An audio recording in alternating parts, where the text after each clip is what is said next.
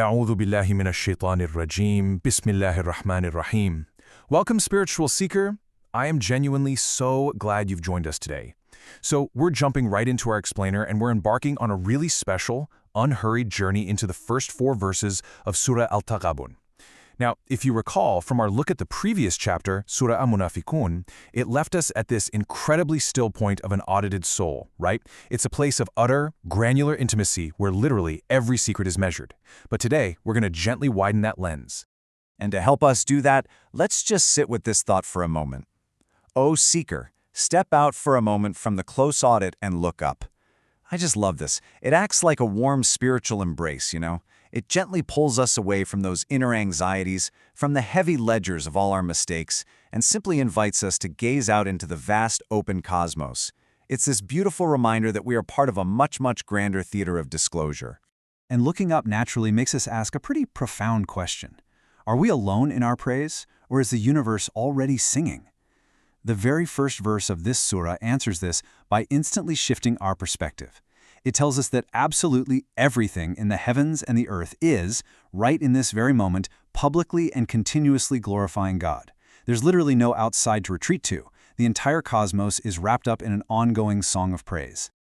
Okay, let's dive right into this, because this isn't just about trees and stars making sounds. The great Sufi master al-Qushayri gives us a breathtaking inner, or batin, insight here. He says that creation isn't given the capacity for praise as some extra optional ornament. No, being itself is praise. To exist is to glorify. So what does this mean for us? It means our spiritual task isn't to invent remembrance from scratch, but simply to recognize that we're already swimming in a praising sea. We just need to open our mouths and consciously join the song. Now, what's really interesting about this is how the Quran pairs 2 very distinct divine signatures in the exact same verse. We have An-Mulk, which is sovereignty and power, paired directly with Al-Hamd, praise and beauty. Al-Ghazali profoundly points out that holding these 2 together is exactly what trains the heart in true ibadah, true worship. Think about it. Worshipping power alone, that produces fear without love. Worshipping beauty alone produces admiration, but maybe without obedience. But put them together, they create this absolutely perfect balance of awe and intimacy. So as we flow into verse 2, we run into a deeply challenging question about the human condition. Why did God create us in different states of belief and unbelief? The verse explicitly states that God created us, and some of us are disbelievers and some are believers, all while being watched by Al-Basir, the all-seeing. So how are we supposed to understand this massive division within our human family? Well, to really grasp this, we have to look at both the outer and the inner dimensions. The Zahir, or the classical outer reading, explains that we're all born with a pure, original disposition, and we use our God-given freedom to either keep that openness alive or just close it off. It's a moral trajectory. But look at the Batin, the inner Sufi reading by Salah al-Tustari. He suggests this division is actually a theatrical stage for divine self-disclosure. It's a geometry completely required for God's mercy and justice to be fully recognized. From this inner perspective, the faith we wear is a divine gift. It's a costume placed upon us. And because of that, the only proper spiritually sound response to our own belief is absolute humility. Which brings us so beautifully to verse 3, asking, what is the true purpose of our physical form? The verse tells us that the heavens and earth were created bil-haq, meaning with profound truth and purpose. And then it adds one of the most tender affirmations in the entire Quran, that God formed you and made your forms beautiful. Ibn Arabi's insight brilliantly illustrates the sheer metaphysical depth of that beauty. See, it's not just about aesthetics, it's about capacity. He explains that the human form is totally unique because it mirrors all the divine names in a compressed way. Think of it like this. An angel might mirror specific names like knowledge or provision, right? But the human being, we are comprehensive. Our true dignity and our true beauty comes directly from our immense God-given capacity to receive and reflect the divine. So, having looked at the vast cosmos and then our physical forms, verse 4 pulls us even further inward to a profoundly intimate question. Are we truly alone in the secrecy of our own chests? The verse tells us that God is alim bidat as-sudur, meaning the knower of the very essence, the actual texture of what is in our chests. Let's move a bit deeper and see how this builds, bringing us to a beautiful dual understanding of divine presence. On the outer Zahir level, it means no private interior can evade God. The hypocrite simply cannot hide. But Maulana Rumi offers this breathtaking batin wisdom. He teaches that the human soul often runs around in a complete panic trying to hide its secrets, only to realize, wait a minute, the one it's hiding from is the witness already sitting inside its own chest.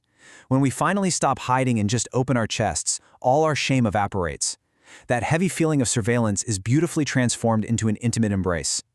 Now, you might be wondering, do the very letters and numbers of these verses conceal a deeper, universal geometry? In the Islamic tradition, there's actually a fascinating science of letters called abjad. This is where every single letter holds a specific numerical value, essentially revealing hidden connections right beneath the surface of the text. And this brilliantly illustrates what we're talking about. The crucial insight lies in these digital roots. Notice how mulk, meaning sovereignty, reduces to the number 9.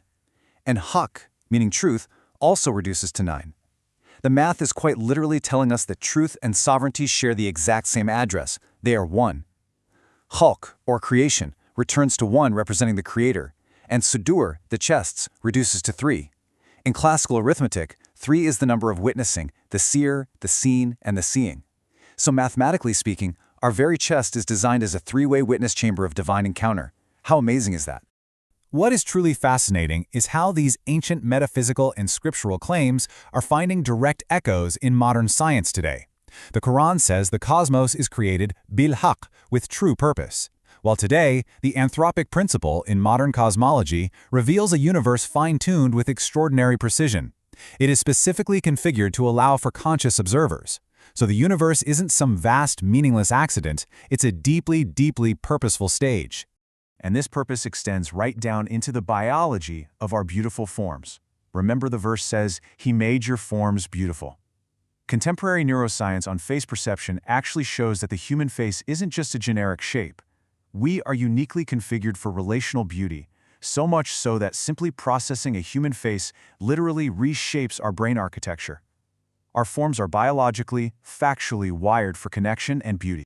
Even the profound intimacy of the chest is supported by modern findings. The Quran invites us to open our chests to the knower of hearts. Now, 14 centuries later, modern psychology confirms that hiding our true selves is incredibly costly, both physically and mentally. Willing exposure and vulnerability actually produce measurable flourishing, health, and psychological integration. Surrendering our secrets isn't just spiritually sound, it's practically essential for our everyday human well-being. Okay, so we've traversed the cosmos, the inner chest, the numbers, and the science. But as we know, the heart of any spiritual path is practice. So what does this all mean for us? How do we apply this profound cosmic and inner truth to our daily lives?